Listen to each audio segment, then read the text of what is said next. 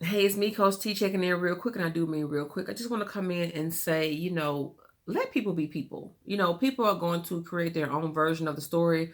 They're going to tell it in a way that makes them look like a victim, and people can sympathize and have pity on them. They're going to tell the story in a sense that's going to make them feel better about their wrongdoing or their misjudgment. They're going to, I say live on cloud nine, live in a bubble, live in la la land or whatever the case may be. When they don't want to be, when people don't want to be accountable, responsible, when they want to take ownership for what they did or their actions or why a situation may have failed or fallen through, then guess what they do? They will definitely um target the other person, or they try to point out their mistake or their mishap.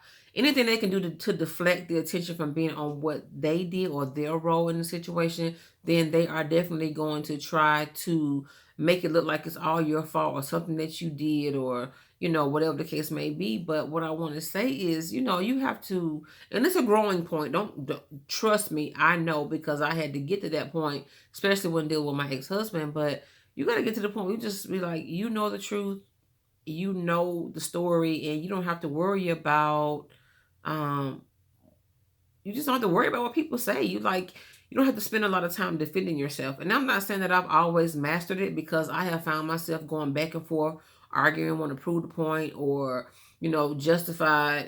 I ain't gonna say justify, but show them where they're wrong and their recap of the story, point out. But then it's really just about a power struggle. It's narcissism definitely at its highest level and point. It is definitely about, you know, decisions, and people making the wrong decisions. And it's definitely about, um you know not wanting to take ownership. Bottom line, not wanting to take ownership. When something fails or falls apart, the best thing you could ever do is claim your part in it. Whatever your role is in that thing failing or falling apart, or whatever the case may be. I don't care if you're 50% responsible, 20%, 100%, 50-50, 80-20, 70-30, whatever. You take it, you learn from it, you heal from it, you grow, you develop, you move forward, and you do what it is that's going to help you be a better person. It doesn't, and sometimes you can have the greatest intent. Let me tell you one of the things that I did in my marriage that was like good but bad. I always fixed it. If he did something wrong, I fixed it. If he messed up money, I fixed it. If he, whatever, I was a fixer, and that was over functioning, and that made it worse, because when the time came where I couldn't fix it, guess what? Neither one of us knew what to do. I knew that we had to trust God, but he couldn't believe that I couldn't fix it. Well, you always do. I was that created an enabler, and so even though it was a good intent, it had a horrible, horrible effect on the way the marriage was. And so that's just one thing. That's one thing that I can say that I had to take ownership for. And I didn't have to say, well, he didn't have to spend the money, he didn't do this and did da da da da da da da, whatever the case may be, because the details aren't always important. They are, but they're not. It's the outcome, it's the lesson, it's the blessing, is the thing that you learn from that. That is what really matters. And it's like, what is God trying to teach you? What is you need to learn about yourself and about other people? Speaking up, putting your foot down. I don't mean putting your foot down in the sense that's, disrespectful and creates chaos, but I mean putting your speaking up in the sense that you're heard and you're understood and you're known. There's no reason to misconstrue anything about what it is that you desire and want as a woman or a man, in the marriage or whatever the case may be, husband and wife. But what I am saying is, doing the right thing does not necessarily mean fixing it, or letting something slide or making an excuse, becoming codependent. It's just so many things that's wrapped up in that. But let people be who they are. Once you get to the point where you have healed, where you are free and free indeed, let them do what they do. Let them say what they want to say, be who they want to be. Because people who know the truth. Whether they want to believe the lie or not, when they know the truth, they know the truth.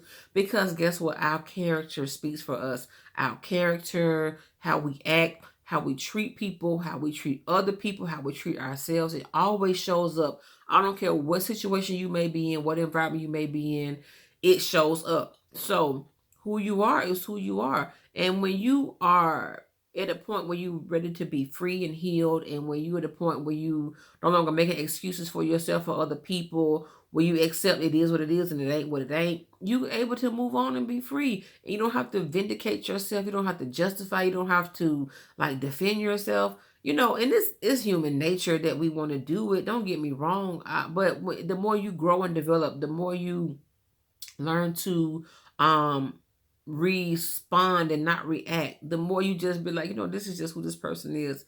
And sometimes we don't see it because love is, they say love is blind, and that is definitely true.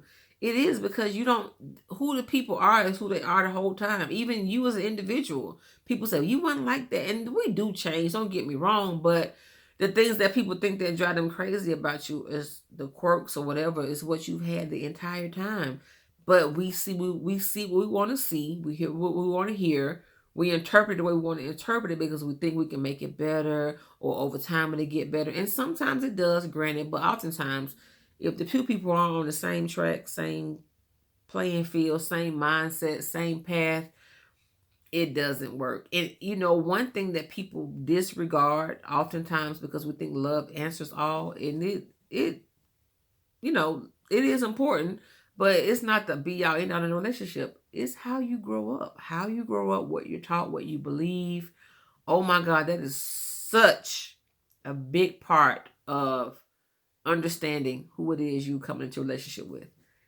The facades fade, representatives, they retreat. It's, you got to know the nitty gritty, the deep down, the detail. Not saying it's not doable or workable, but if you don't know those things until it's like too late, quote unquote, by the time you find out, all hell had broken loose. And then, but you have a better understanding about why he act this way, or she act this way, or you act this way, or they act that way, or whatever the case may be.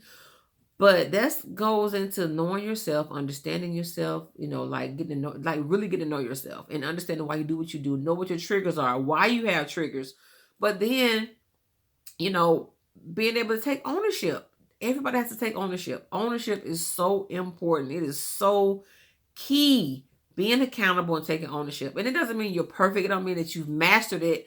It just means you can recognize what needs to be corrected and you work on it on a daily basis. But if you are in a mindset where you are always the victim and you don't, you're not trying to correct it, or you're not working towards or taking steps, you're not taking chunks away from it, then you're going to have a problem every single time. So, like, focus on you, focus on your growth and development. This video is just, I don't know. It's just when I think about the last week or so that I've had, and just, you really, some people you just can't rationalize with. You just got to make it do what it do. Let them do what they do. You do what you do. Handle your business, and you keep it moving, because otherwise you will find yourself crazy. You will find yourself arguing, frustrated, stressed, subconsciously and consciously, and just at a place where your peace is disturbed. And that should not happen. Like, that's a non-negotiable. Your peace, your happiness, your joy, it's non-negotiable. So, and being content in where you are, and knowing that, you're going to keep moving forward regardless.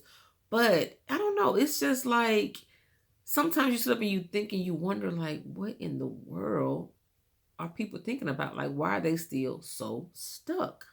But at the end of the day, you really can't put too much energy into that, because there's nothing you can do about it.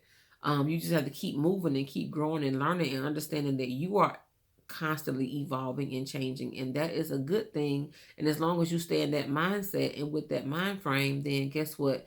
You're going to keep growing and evolving and transitioning and advancing and, moving on to bigger and better things.